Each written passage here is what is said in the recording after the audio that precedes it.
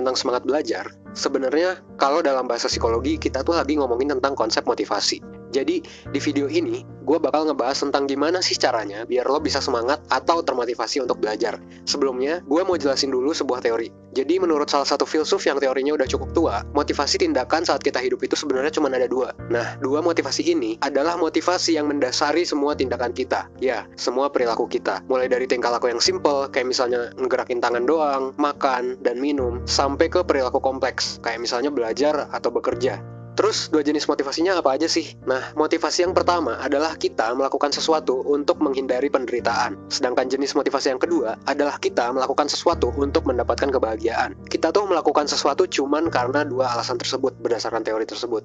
Nah, contoh hal yang dilakukan untuk menghindari penderitaan bagi gue adalah misalnya nih, buang air besar, buang sampah, beli telur ke warung. Ya, ini malasnya minta ampun sih. Terus minum obat, ngangkat jemuran, antar jemput adik, dan lain-lain sebagainya gitu. Nah, di sisi lain, contoh hal yang dilakukan untuk mendapatkan kebahagiaan bagi gue adalah main Dota, traveling, hunting foto, kencan, main gitar, ngeblog, dan lain sebagainya. Dan setiap orang pastinya punya kotak-kotak tersendiri untuk menempatkan motivasi tindakannya. Ada banyak hal yang masuk ke kategori menghindari penderitaan bagi sebagian orang, tapi oleh sebagian orang lain dianggap sebagai tindakan untuk mendapatkan kebahagiaan. Nah, contohnya adalah belajar.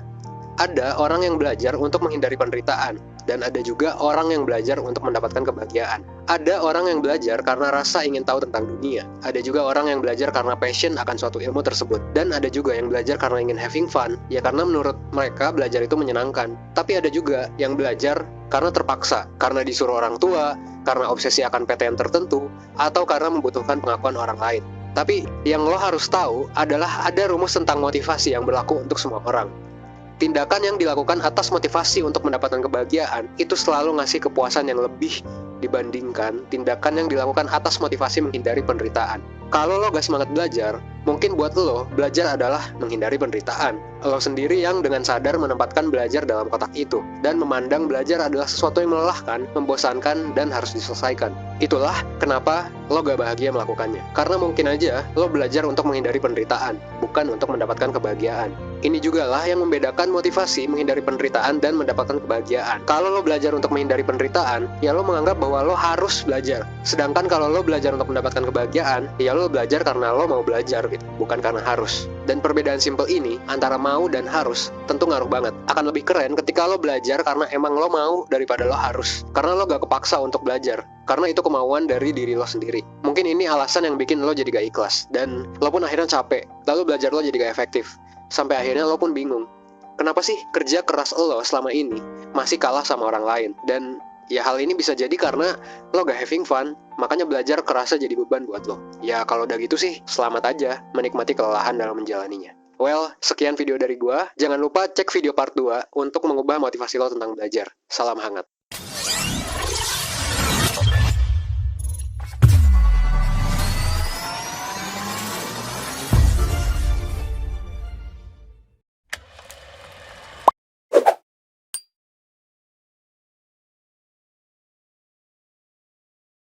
Jadi gimana sih caranya biar kita gak males belajar? Nah, sebenarnya gue pernah bikin video tentang ini di part 1.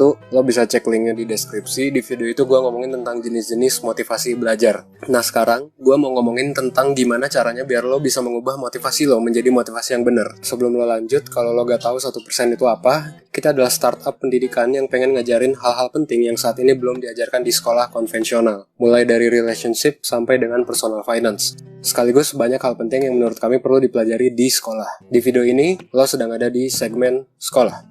Oke, jadi apa sih yang bisa lo lakuin untuk mengubah dan meningkatkan motivasi belajar lo? Pertama, start with why. Pernah gak sih lo nanya ke diri lo sendiri, selama ini ngapain sih lo belajar gitu? Banyak banget orang yang bingung kalau ditanya atau nanya ke diri sendiri tentang hal ini. Dan kalau udah kayak gini, jangan-jangan ya alasan kenapa selama ini lo gak termotivasi atau gak semangat untuk belajar, ya karena selama ini lo belajar tapi lo gak tahu kenapa lo belajar. Lo gak tahu tujuan lo apa, lo gak tahu belajar itu buat apa, ya jelas lo jadi gak semangat dong. Ya ibaratnya lo melakukan sesuatu tapi lo gak tahu kenapa lo harus melakukan hal itu.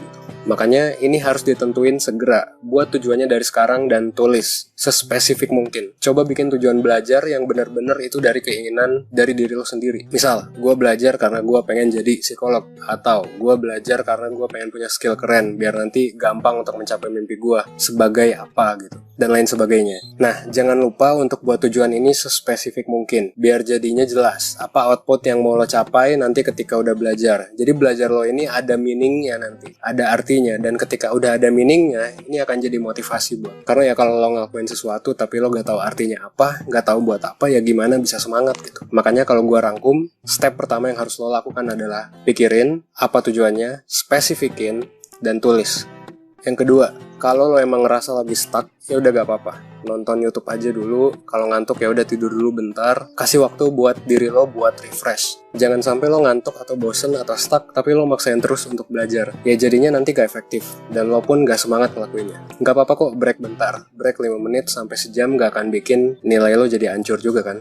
Nah, dan ini sebenarnya ada penjelasan ilmiahnya, yaitu space repetition. Kalau gue biasanya kalau lagi stuck gitu ya gue jalan ke luar rumah, jalan beberapa menit, ngelakuin hal yang lain dulu, nonton YouTube dulu, atau mungkin makan dulu. Gunanya apa? Nah, biar otak gue ini ke refresh dulu. Karena kalau bosen dan dipaksain, bisa jadi kinerja otak yang asalnya 100% itu gak maksimal gitu. Dan mungkin aja ketika lo paksain, mungkin yang kepake kinerjanya cuma 50%. Nah, kalau ngantuk gimana ya? Tidur aja dulu 20 menit pakai alarm.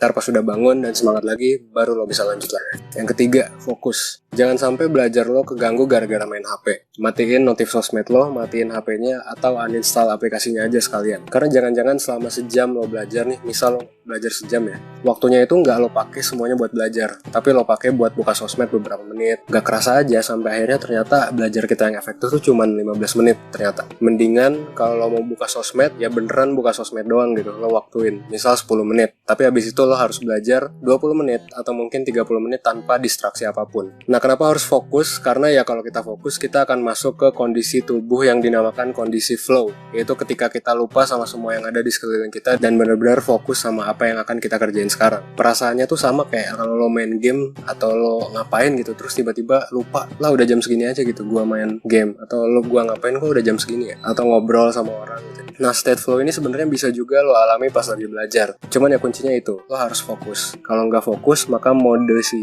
flow ini nggak akan tercapai gitu.